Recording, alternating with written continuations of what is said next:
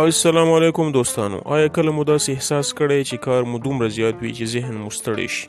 آیا د دفتر، ادارې یا کاروبار فشار مو آرامي درڅخه اخیستې؟ نن به په دې ویډیو کې د کاري فشار خطرناکې اغیزې او داسې حل لارې در سره شریکې کړو چې ژوند او کار دواړه مو ښه کړي. نو ویډیو تر پایه پورې وګورئ. اوس راځو په دې باندې بحث کوو چې کاري فشار څه شی دی.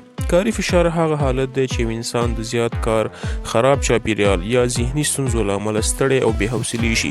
کله چې د انسان توان کم او غوښتنې زیاتې شي نو فشار پیدا کیږي.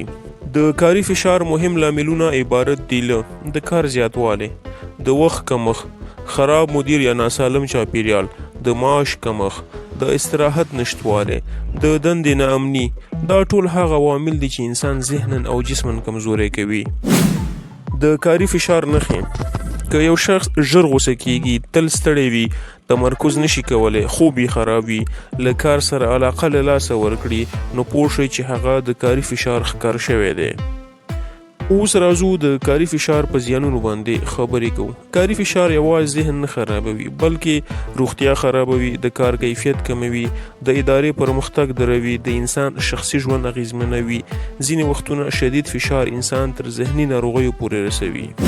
اوس راځو د کاري فشار په حل لارو باندې بحث کوو. لومړی، د وخت ښه تنظیم وکړئ. خپل کارونه د پلان له مخې ترسره کړئ. دوهم، استراحت ته وخت ورکړئ. هر انسان ذهني آرامۍ ته اړتیا لري. دریم، ورزش وکړئ.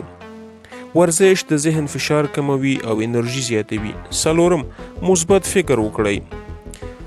د ستونزو پر ځای حل لارو ته پام وکړئ. پنځم، له همکارانو سره ښه اړیکې جوړې کړئ.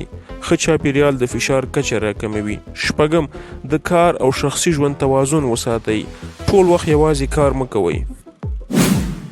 قدرمنو دوستانو، کاري فشار د ژوند یوه برخه ده، خو که موږ یې سم مدیریت وکړو، کولی شو بریالی او آرام ژوند ولرو.